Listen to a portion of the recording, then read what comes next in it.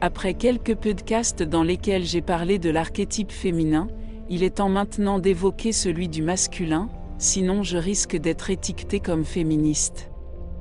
Ce qui n'est pas le cas, car je suis consciente que, sur le plan symbolique, le féminin et le masculin, c'est seulement dans l'action de leur union qu'ils initient la création.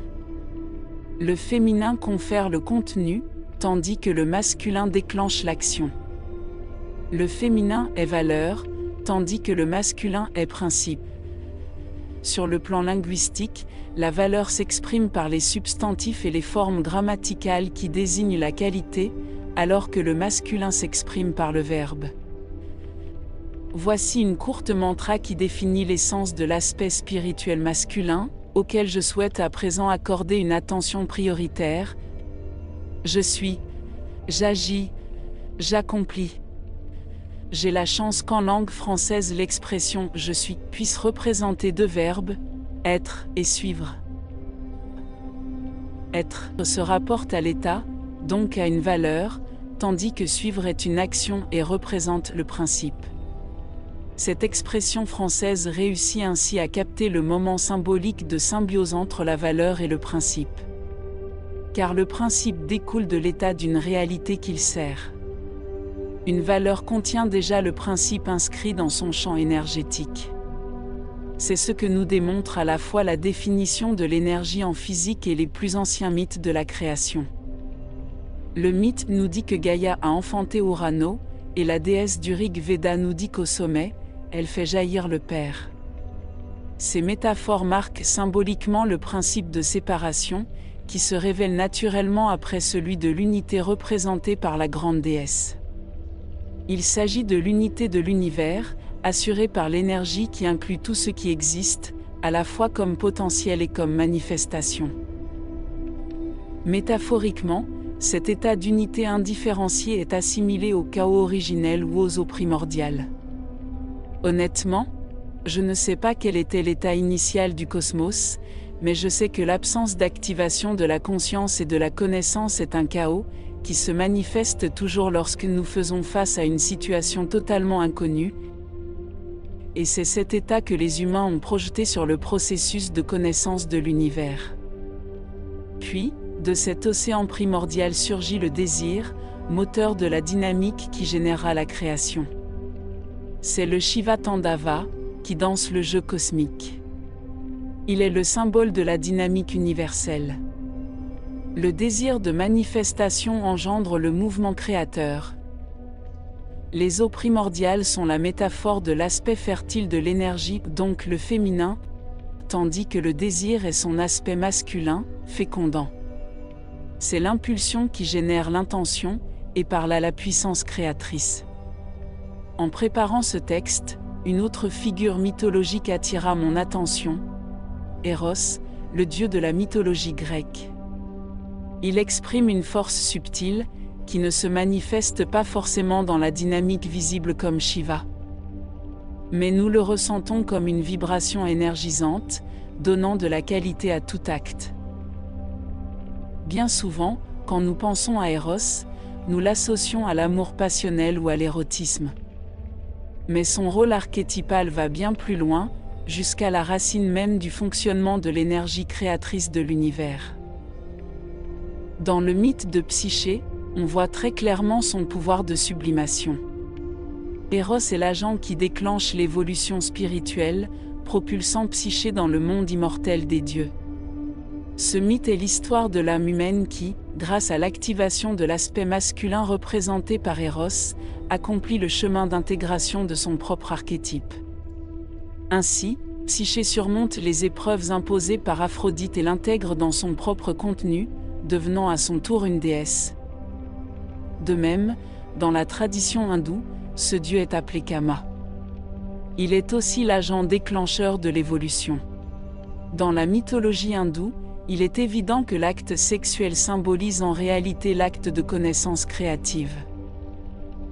L'histoire nous dit que lorsque Shiva, le dieu de la dynamique universelle, se tenait pensif en méditation, Kama fut envoyé pour éveiller en lui le désir, afin que Shiva accepte l'union avec Parvati. De cette union devait naître un fils divin, le seul capable de vaincre les démons qui tourmentaient le monde à ce stade de son évolution. Fâché que l'on ait osé le déranger, Shiva brûla Kama, mais dans cet élan, sa semence jaillit instinctivement et féconda la terre, Dunaki Kartikeya. Ainsi, cette force du désir n'apparaît pas nécessairement comme une autorité masculine primordiale, mais depuis son espace apparemment caché, elle est en réalité indispensable au processus de déclenchement de la création. Le désir est lié au feu qui féconde la matière pour que le nouveau puisse naître. On retrouve cette fonction fécondatrice du plan subtil dans les hymnes védiques. Là, la fonction d'Eros est représentée par Agni, la personnification sacrée du feu.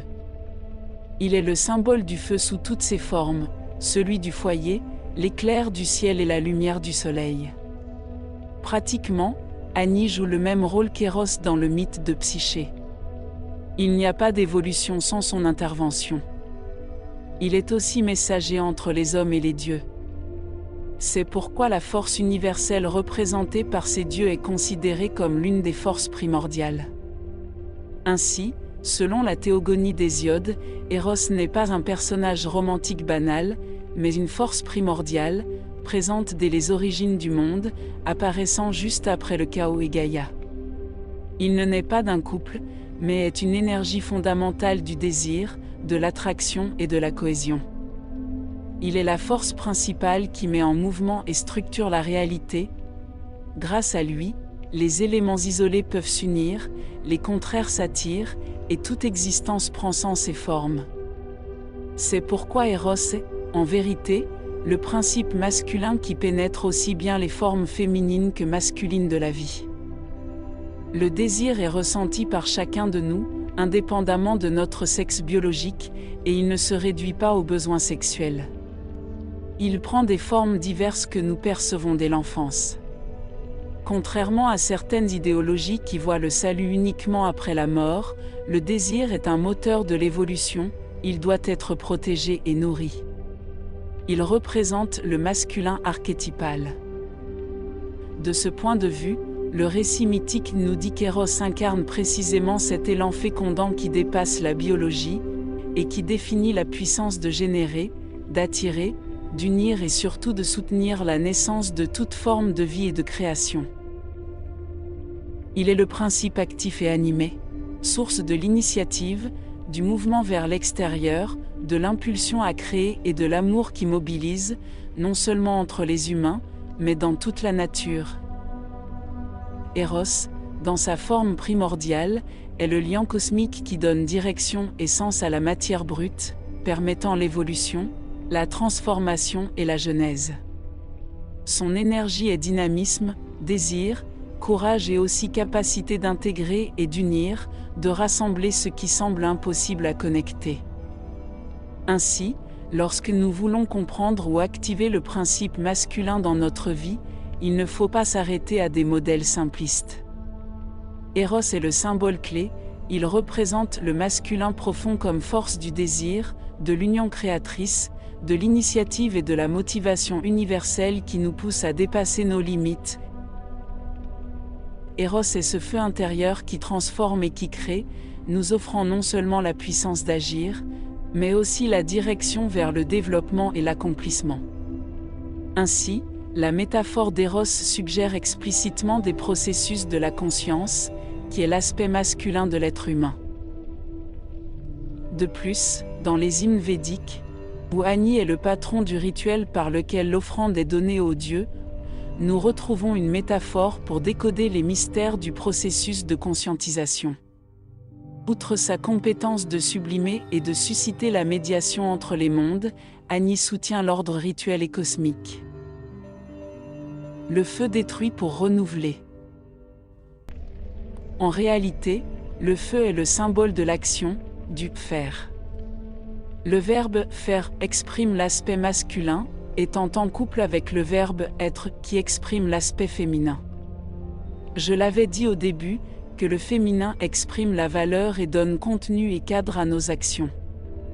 L'action a une spécificité masculine et contient déjà le principe qui dirige son sens. Mais j'attire l'attention, il faut toujours tenir compte du lien symbiotique entre valeurs et principes. Car nous ne comprendrons pas la signification de nos actions si nous ne sommes pas conscients de ce que nous sommes. L'expression verbale « je suis » exprime le féminin en nous, et à partir de ce sens, nous pouvons décoder le sens juste que le principe masculin exprime par « je fais ».